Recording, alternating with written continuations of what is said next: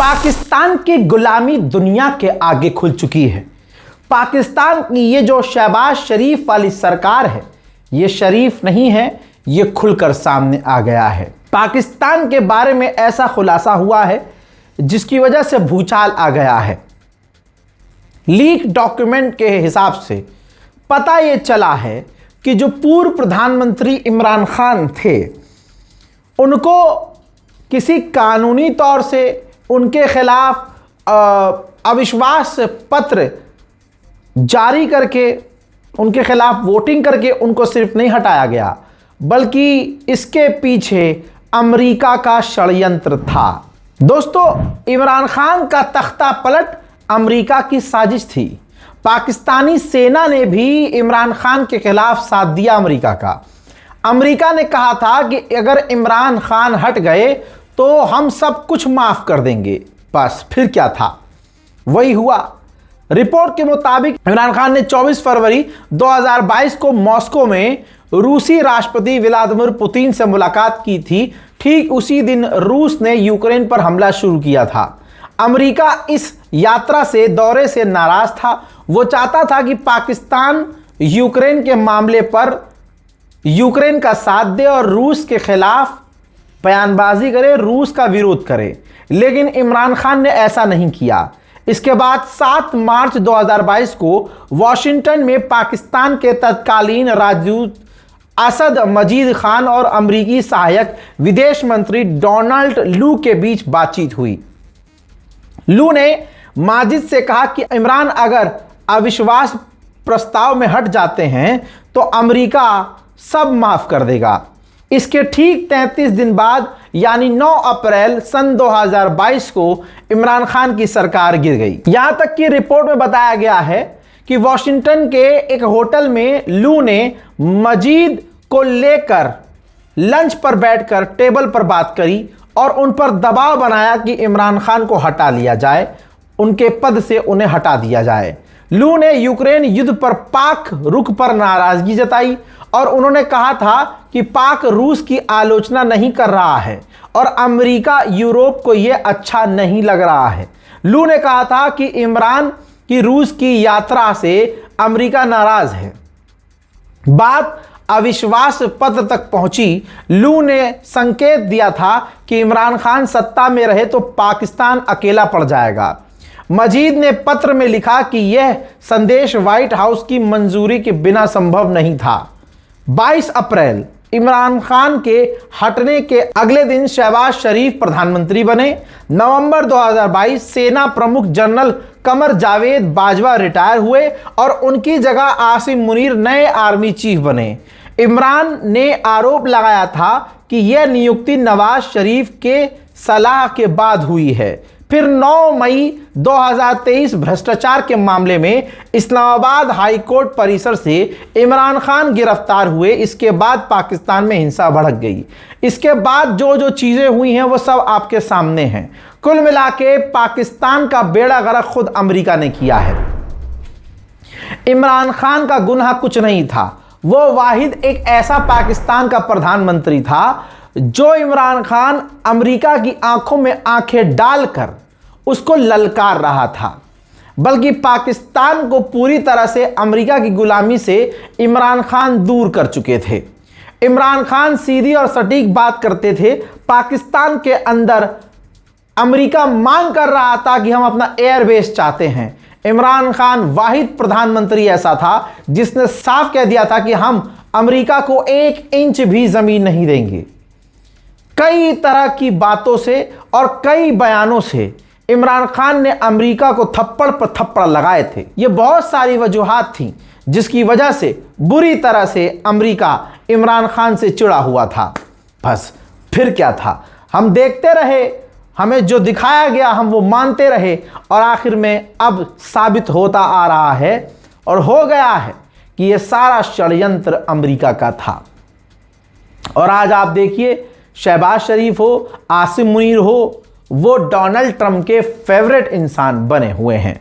सलाम, नमस्ते, सत श्री अकाल। मैं हूं रजा और आप देख रहे हैं रजाग्राफी की सबसे खास रिपोर्ट, अंतरराष्ट्रीय प्राइम रिपोर्ट। एक वीडियो के अंदर पूरी दुनिया की खास बड़ी बड़ी खबरें आसान और सिंपल भाषा में आपके सामने। उधर मेरे दोस्तों, बड़ी खबर यह है कि भारत के लिए बड़ा खतरा बांग्लादेश बन गया है। JF-17 लेने की बात बांग्लादेश पाकिस्तान से कर रहा था। भारत ने नाराजगी जताई थी कि यह हमारे लिए खतरा हो सकता है। बांग्लादेश की पुरानी सरकार भी बात कर रही थी। जो नई सरकार आई तो भारत को लगा कि शायद इसका रुख अब ऐसा हमारे खिलाफ ना हो, लेकिन मामला उल्टा पड़ गया है। रिपोर्ट में यह साबित हो गया है कि पाकिस्तान की सेना ने, पाकिस्तान की सरकार ने बांग्लादेश को अपने JF-17 ब्लॉक 3 का सिमुलेटर ढाका को दे दिया है। सिमुलेटर क्या होता है ये देख लीजिए, आपकी स्क्रीन पर तस्वीर है। यानी बिल्कुल JF-17 के अंदर का जो सिस्टम है, कहां बटन है, कहां से मिसाइल फायर होना है, कहां से टारगेट लॉक करना है, उसके हैंडलिंग, तमाम चीजें, मतलब सिमुलेटर है, एक गेम की तरह है। लेकिन अगर आपको ट्रेनिंग लेनी है, अगर आपको JF-17 उड़ाना है तो आपको इसी सिमुलेटर से ट्रेनिंग लेनी होगी। तो ये पूरा JF-17 का सिमुलेटर पाकिस्तान ने बांग्लादेश को सौंप दिया है और JF-17 बहुत जल्द बांग्लादेश को मिल जाएगा और ये सीधा खतरा भारतीय एयरफोर्स के लिए बन चुका है। बात यहीं तक होती तो खत्म हो जाती।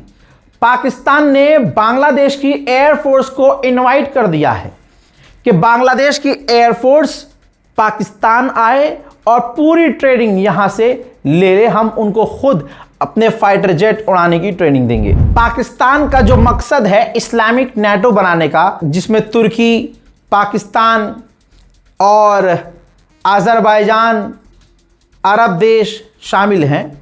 बांग्लादेश की तमन्ना और चाहत यह है कि इस पाकिस्तान के मुस्लिम नेटो ग्रुप में हम भी शामिल हो जाएं। इसमें शामिल होने के लिए बांग्लादेश पाकिस्तान से हथियार भी खरीदने को राजी है। उधर बांग्लादेश को सभी अपने सर पर बिठाना चाह रहे हैं। पाकिस्तान बांग्लादेश के करीब आना चाह रहा है, चाइना भी बांग्लादेश के करीब आना चाह रहा है। बांग्लादेश के नए प्रधानमंत्री कहा जा रहा है कि चीन के दौरे पर जा सकते हैं। चाइना खुद बांग्लादेश में बहुत ज्यादा इंटरेस्ट लेता है। नॉर्वे में तो डंका बज चुका है और मोदी का जो असली रूप है दुनिया के सामने आ रहा है। जो मोदी यहां चिंघाड़ते और चीखते हैं कि पूरी दुनिया में भारत का डंका, ताइवान में भारत का डंका क्या बज रहा है अपनी आंखों से देख लीजिए। ताइवान में इलेक्शन करीब है तो वहां पर जो इलेक्शन वाली पार्टीज हैं वो भारतीय लोगों को बैन करने की मांग कर रही है। यानी अपने प्रोमिसेस में वो एक वादा ये भी लिख रहे हैं, ये भी वादा कर रहे हैं कि भारतीयों को नौकरी यहां नहीं मिलेगी, ताइवान के अंदर भारतीयों को एंट्री नहीं मिलेगी। यह है मोदी सरकार की ताकत। उधर बांग्लादेश में जो हमारा भारतीय दूतावास है उसके लिए जो हमारे देश का सिक्योरिटी गार्ड था, जो वहां तैनात था बांग्लादेश में, हमारे हाई कमीशन ऑफ इंडिया के दफ्तर में गार्ड की ड्यूटी करते थे 35 साल के नरेंद्र नाम के व्यक्ति। ड्यूटी करके वो घर लौटे और अपने ही घर में फर्श पर उनकी लाश मिली अगले दिन। जब वो ड्यूटी करने नहीं गए तो उनके साथियों ने उनके रूम पर जाकर उनको चेक किया तो वो घर के फर्श पर मरे हुए मिले। हरियाणा से वो थे, 35 साल के थे, नाम नरेंद्र था। मरने की वजह सामने नहीं आई है, पोस्टमार्टम होना अभी बाकी है। उधर भारत को बड़ी राहत अमेरिका ने दी है। यह राहत फ्री में नहीं दी है। भारत को अपाचे हेलीकॉप्टर और M777 हॉविट्जर जो तोपें हैं, भारत को लगभग $428 मिलियन में अप्रूव की है, जिससे भारतीय फौज को मजबूती मिलेगी। फिर से कह रहा हूं, फ्री में नहीं दे रहा है अमेरिका, हमको पूरा पैसा वसूल रहा है। उधर कहा जा रहा है कि अमेरिका के विदेश मंत्री भारत आने की तैयारी में हैं। कहा जा रहा है कि 24, 25, 26 जो आने वाली तारीख है, इस तारीख के बीच, इन्हीं किसी तारीख में भारत आएंगे अमेरिका के विदेश मंत्री। उधर अमेरिका के सैन डिएगो में मस्जिद के ऊपर आतंकवादियों ने गोलीबारी की, जिन गोलीबारी में 3 लोगों की मौत हुई और बाद में उन दोनों हमलावरों ने अपने आप को गोली मारकर कत्ल कर दिया है। अमेरिकी रिपोर्ट के हिसाब से यह धार्मिक नफरत थी। जो मुसलमानों से नफरत करते हैं उन्होंने मुसलमानों को टारगेट किया है और वहां टारगेट किलिंग की है। हजरात, अब आप समझ सकते हैं कि मुसलमानों से नफरत कौन करता है। ज्यादा दूर जाने की जरूरत नहीं है। भारत के अंदर ही आप जो नेताजी हैं, जो ऐसे नेता जो नीट पर बयान नहीं दे रहे हैं, पेपर लीक पर बयान नहीं दे रहे हैं, आप समझ रहे, विकास पर बयान नहीं दे रहे हैं, रोजगार पर बयान नहीं, लेकिन वो बयान किस चीज पर देते हैं? हमारे यहाँ, हमारे प्रदेश में भाई बहनों, यहाँ मस्जिद के अंदर नमाज पढ़ी जाती है। भाई बहनों, यहाँ आप आकर देखिए, यहाँ सड़कों पर नमाज नहीं होती है। जिसको जा और जा का फर्क नहीं है उसको नेता बना दिया और वो काम की बात न करके सिर्फ हिंदू मुसलमान कर रहा है। तो भारत के अंदर आप देखिए कि मुसलमानों से नफरत कौन करता है, कौन करवा रहा है। यही नफरत का रिजल्ट अमेरिका में भी देखने को मिला। मुसलमानों की मस्जिद पर गोलीबारी हुई, 3 लोगों की मौत हुई, बाद में उन दोनों आतंकवादियों ने अपने आप को खत्म कर दिया। देश का हाल क्या है, कैसा है, किसी से छुपा नहीं है। जिसके पास ससुराल नौकरी है उसकी सैलरी कम है, और जिनके पास नहीं है उनकी जिंदगी वैसे ही झंड है। करें तो करें क्या। अच्छी अच्छी नौकरी करने वाले जितना भी कमा रहे हैं, महंगाई की वजह से भैया कम पड़ रही है तनख्वाह, घर चलाना मुश्किल हो रहा है। ऐसे में लोग दूसरा भी काम तलाशते हैं, यार कोई और काम मिल जाए, कोई और तरीका मिल जाए, ज्यादा पैसा कमा लें, थोड़ा यार साइड से कुछ कमा लें, खर्चा पानी तो निकल जाए। लोग अक्सर मुझसे ऐसे पूछते थे, भाई कोई तरीका है? अब भाई कोई जेन्युइन तरीका हो तब बताऊं ना। लंबे समय के बाद एक तरीका है जो मैं आपको बताने वाला हूं, वो भी हलाल तरीका, पूरी रिसर्च के बाद। शेयर मार्केट बहुत सुना था भाई मैंने, दिमाग भी बहुत लगाया मैंने।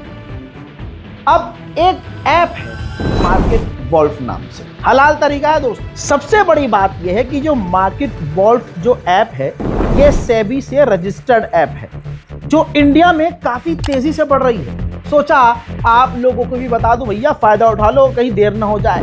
आपके पास मोबाइल होना चाहिए और थोड़ा इतना सा दिमाग लगाना है। चलिए मैं आपको बताता हूं कि इस ऐप को इस्तेमाल कैसे करना है। देखिए, मैंने यहां पर पिन डालकर लॉगिन कर लिया और फॉलो ट्रेंड पर क्लिक कर दिया। ये आपको प्रॉफिटेबल ट्रेंड दिखाएगा जो बाजार में चल रहा है, और आप एक क्लिक में फॉलो कर सकते हैं। अब जो दूसरी एप्स हैं वो कहती हैं भैया आप इतना इन्वेस्ट करो, इतना इन्वेस्ट करो, इतना करो, ज्यादा करो, है ना। यहां पर मजेदारी की बात ये, कम से कम अमाउंट आप इन्वेस्ट करके काम शुरू कर सकते हैं, ट्रेडिंग शुरू कर सकते हैं। अब जो लोगों को टेंशन होती है, यार नुकसान हो गया तो क्या करेंगे हम, पूरे देश का नुकसान है भाई, उधर भी ध्यान दे लो। यहां 1500 में इतना सोच रहे हो, लेकिन इसमें मैं तरीका बताता हूं। इस ऐप की एक और खासियत फीचर ये है कि एक लेवल पर जब आपका लॉस अगर होने लगा तो भाई अपने आप आसान जबान में कट लग जाएगा, फौरन स्टॉप हो जाएगा। जब आपके लॉस के लिमिट पर कट लगेगा तो इसका मतलब यह है नुकसान नहीं आपका, तो फायदा ही फायदा है। यानी ससुरा नुकसान होना नहीं है और फायदा होगा तो मजे ही मजे। अब इससे बड़ी बात यह कि मार्केट वॉल्फ का जो ब्रोकरेज है वो तमाम मार्केट से सबसे कम है।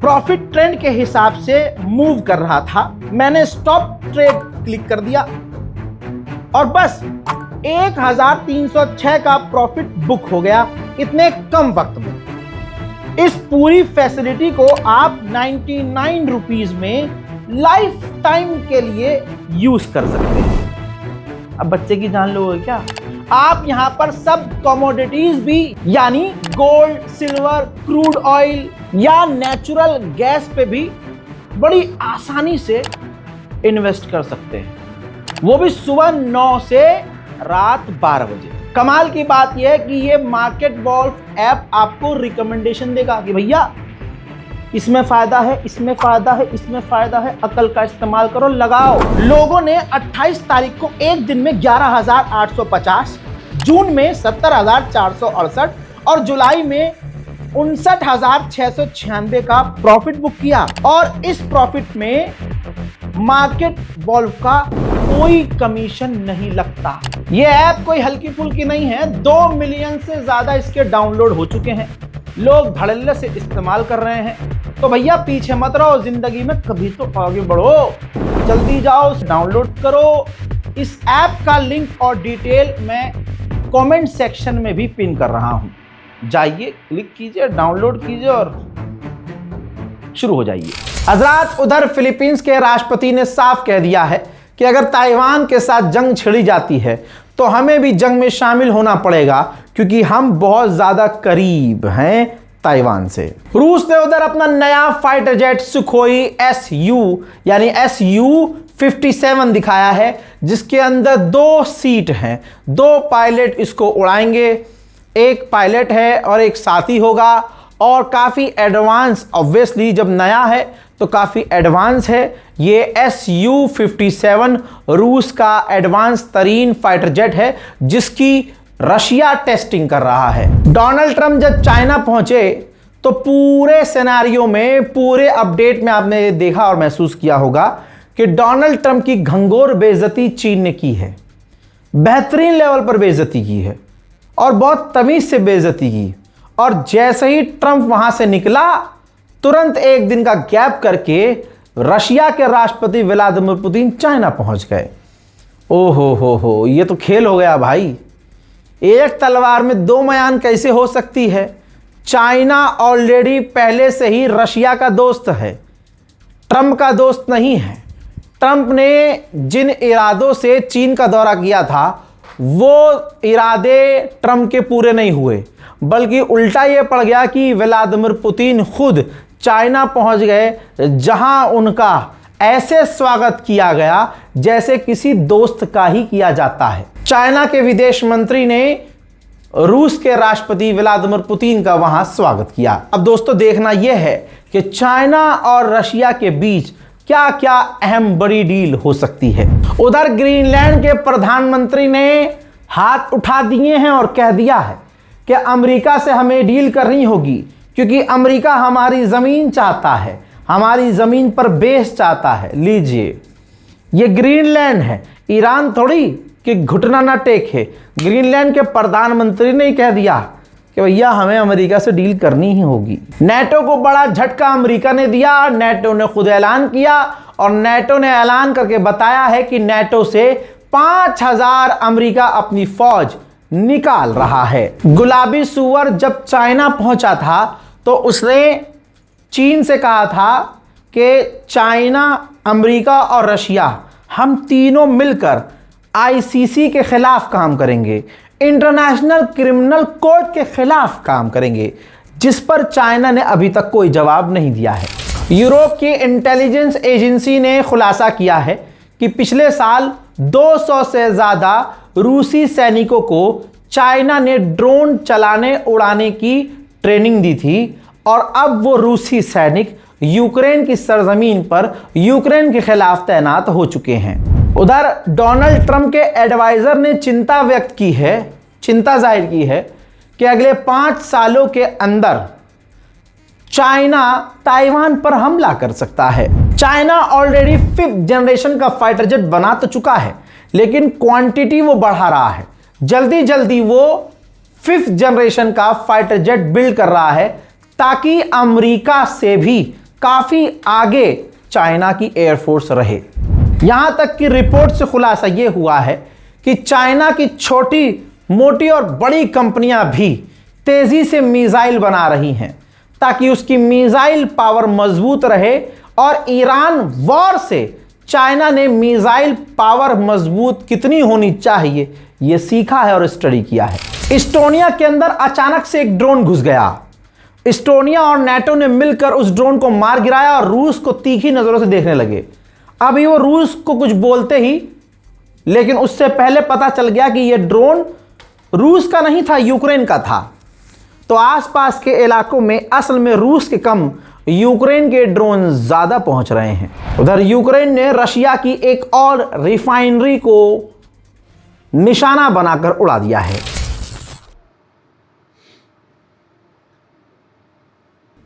हालात इतने बुरे हैं कि सड़कों पर, रोड्स पर, हाईवे पर यूक्रेन हॉविट्जर यानी तोपे तैनात कर रहा है रूस के खिलाफ। हालात इतने खराब हैं क्योंकि डीजल, पेट्रोल, जेट फ्यूल महंगा है। तो ब्रिटेन की इतनी हालत पतली है कि इसने रशिया से जेट फ्यूल, तेल, ईंधन लेने से इनकार किया हुआ था। लेकिन जब चरमराई है तो यूके की गवर्नमेंट ने अपनी अपनी कंपनियों को अलाउ कर दिया है कि आप रूस से जेट फ्यूल, डीजल, तेल ले सकते हैं, लेकिन किसी तीसरे देश के जरिए डायरेक्ट आप रूस से नहीं ले सकते। ज़ेलेंस्की ने अपना एक सेल्फी वीडियो जारी किया है जिसमें उन्होंने अपनी फौज की तारीफ की और कहा है कि हमने लॉन्ग रेंज के ऑपरेशन किए हैं और काफी अंदर तक रशिया के हमले किए हैं। मैंने अप्रूवल दे दिया है, मई जून के महीने में रूस के काफी अंदर हम गहरे और दूर तक हमला करेंगे। उधर रशिया ने न्यूक्लियर ड्रिल शुरू कर दी है। हर साल वो कई बार न्यूक्लियर ड्रिल करता है और इस बार फिर से उसने न्यूक्लियर ड्रिल की है। रूस की राजधानी मॉस्को के अंदर एक ड्रोन हमला यूक्रेन ने किया, जिस ड्रोन हमले में एक भारतीय की मौत हुई है। जी हां, भारतीय वर्कर था, रूस के अंदर था, मॉस्को में था, मारा गया है। यह पता नहीं क्या है हमारे साथ, साला हम जहां जहां हैं और जहां भी लड़ाई होती है भारतीय जरूर मरता है। उधर मेरे दोस्तों अंदर की बात यह है कि ज़ेलेंस्की खुद करप्ट है। ज़ेलेंस्की के आसपास के तमाम लोग करप्ट निकले हैं, चाहे वो जनरल हो, कमांडर हो, विदेश मंत्री हो, सबको कई बार बदला जा चुका है। लेकिन अब ज़ेलेंस्की के घर तक बात आ गई है। ज़ेलेंस्की की धर्म पत्नी के ऊपर करप्शन के चार्जेस लगे हैं और सबूत मिले हैं, तो ज़ेलेंस्की की पत्नी गिरफ्तार हो सकती हैं। वहीं रशिया को यूक्रेन के ड्रोन का भी डर है। ये देखिए, सबमरीन के ऊपर रशिया ने नेट बिछाया हुआ है, जाली लगाई हुई है, ताकि यूक्रेन का ड्रोन अगर आए तो डायरेक्ट वो हिट ना हो बल्कि वो उस जाल में फंस जाए। उधर जहां ईरान में हम देख रहे हैं कि बच्चा बच्चा सड़क पर ऐलान कर रहा है कि मैं अपने मुल्क के लिए मरने को तैयार हूं, जहां हम ईरान में देख रहे हैं कि ईरान के लोग कह रहे हैं हमें डील ही नहीं करनी है, हम मरने को तैयार हैं, अपने मुल्क के लिए लड़ने को तैयार हैं, वहां यूक्रेन की ये तस्वीर देखिए। यूक्रेन की फौज आज भी आम लोगों को उनके घरों, इलाकों, मोहल्लों से किडनैप कर रही है, जबरदस्ती गाड़ी में डालकर फौज में भर्ती करने के लिए लेकर जा रही है। 7 बार पार्लियामेंट के अंदर अमेरिका के बिल लाया गया कि बिना कांग्रेस की परमिशन के ईरान के खिलाफ डोनाल्ड ट्रंप कुछ ना करे। 7 बार फेल हो गई ये कैबिनेट। 8वीं बार दोबारा बिल लाया गया और 8वीं बार ये बिल पास हो गया कि अमेरिका यानी डोनाल्ड ट्रंप जो कुछ भी करेगा ईरान के खिलाफ, उससे पहले कांग्रेस से, विपक्ष की पार्टी से अप्रूवल डोनाल्ड ट्रंप लेंगे। लेकिन अभी भी इसमें झोल है। आखिरी ये जो बॉल है ये ट्रंप के पाले में है। ट्रंप चाहे तो वीटो कर सकता है। हजरात मोहतरम, फिलहाल के अंतर्राष्ट्रीय प्राइम टाइम रिपोर्ट में इतना ही। बार बार बताया है, हर बार बताया है, मार्केट वॉल्व ऐप इस्तेमाल नहीं कर रहे हैं तो एक बार ट्राई जरूर कीजिए। 2 मिलियन से ज्यादा लोग डाउनलोड कर चुके हैं और ऑलरेडी यूज कर रहे हैं। समझ रहे हैं, 2 मिलियन एक बड़ा नंबर है, लिहाजा समय बर्बाद मत कीजिए, ट्राई जरूर कीजिए। डिस्क्रिप्शन में लिंक मौजूद है, कमेंट में भी मैंने लिंक को पिन कर दिया है। क्लिक कीजिए, डाउनलोड कीजिए और इस्तेमाल कीजिए। फिलहाल की इस रिपोर्ट में इतना ही। जय हिंद।